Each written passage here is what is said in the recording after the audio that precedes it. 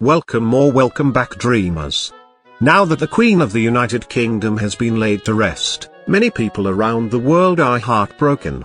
At Dream Luxury we want to lighten the mood and take a look at some of her mind-boggling former possessions.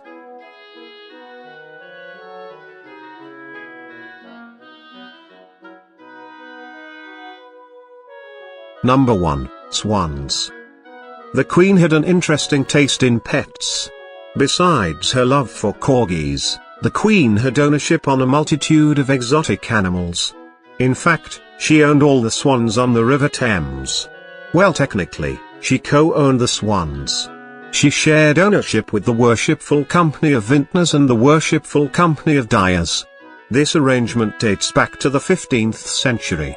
Back when the birds were attributed to being a delicacy. Owning swans back then, and apparently now, was a sign of high luxury. At one point she only exercised her ownership on certain parts of the Thames and its surrounding side streams. So she didn't own all of it. Sharing is caring after all. Fun fact, there is an event each year, that takes place over a 5-day period called the Swan Upping. This essentially, was a swan census to conserve the bird's population. Number 2, the UK's dolphins. You should know the Queen didn't stop at swans. She also owned dolphins, sturgeons, and whales. During her time, she made claim on most aquatic animals in the UK. The reasoning behind owning these creatures is due to a statute from 1324. This was around the same time as King Edward II's reign. On the statute, it states that the king shall have wreck of the sea throughout the realm, whales and sturgeons taken in the sea or elsewhere within the realm, except in certain places privileged by the king. This is a law in the UK that is currently still relevant. This rule includes the owning of dolphins as well, but only when they are captured within 3 miles of the United Kingdom. Number 3, half of the UK's shoreline. By now, it shouldn't be a shocker that the Crown Estate owns half of the shoreline surrounding England, Wales, and North Ireland. We might as well get it out the way, she also owned the UK's seabed. These possessions are essentially as old as the monarchy itself. These marine assets play a role in sustaining development of the marine renewable energy sector. Number 4, 6 royal residences. One house is not enough for some. For the Queen it sure wasn't.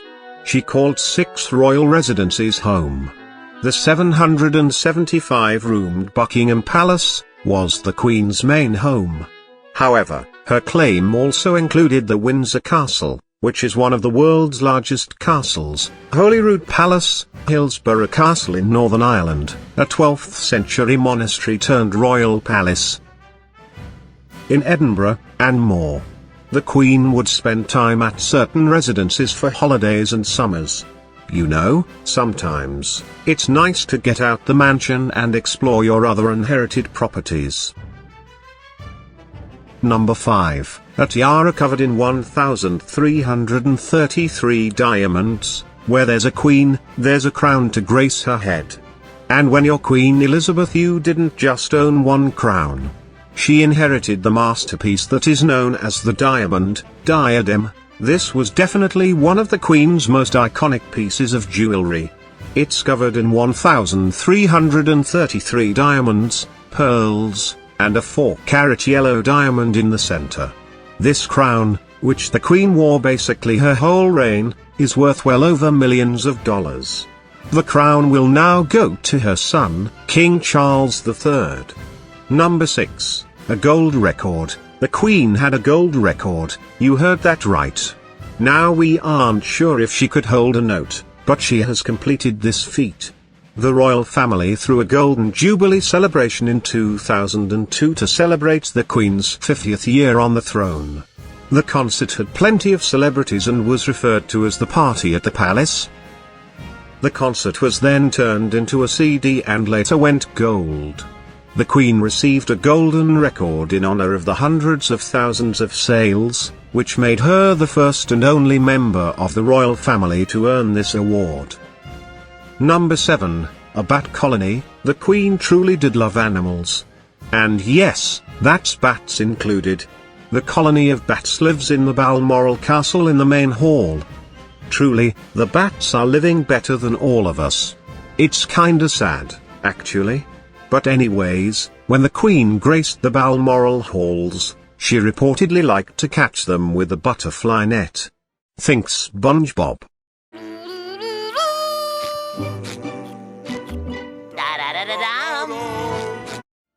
Number 8, World's largest clear-cut diamond. Diamonds are a queen's best friend, right? Well, she owned the world's largest clear-cut diamond. Taken from a South African mine. The rock weighs in at 530.2 carats and it is worth around $51 million. You might ask how the Queen got her hands on this African diamond. Well, in 1910, it and several other stones were cut from a gigantic diamond in South Africa. 5 years earlier, it was presented to Mary of Teck, the consort of George V and Elizabeth II's grandmother. Back in the UK, the diamond was incorporated into the sovereign's scepter with cross, the 3-foot-long staff held by the monarch during their coronation. As such, the diamond is now part of the crown jewels, which technically remain under the ownership of the crown. Number 9, the British seabed. Owning a seabed sounds weird, like really weird. Nevertheless, the Queen owned the UK's seabed through the British Crown estate. The loose reasonings for this were for conservation and energy purposes. Can't be too mad at that. Number 10, all of Scotland's gold mines. I think it's safe to say the Queen's money was long. From owning bat colonies to now Scotland's gold mines, her portfolio was truly astonishing. She owned all the rights to all of Scotland's gold mining activities. Which means any gold found in that region automatically belongs to the Crown. Even if you're a regular Scottish civilian, who found some gold, it doesn't belong to you. That sucks for Scotland. In fact, there was an anonymous prospector who found the biggest gold nugget ever in a Scottish river. The gold was worth around $65,000. If that young lad didn't ask permission to remove the gold from the Scottish river, technically it should automatically be given to the Crown. What a shocking, yet entertaining portfolio the Queen had. She will be missed by many. Make sure to vote on our polls to see which possession of the Queen's was most shocking to you. Thanks for watching.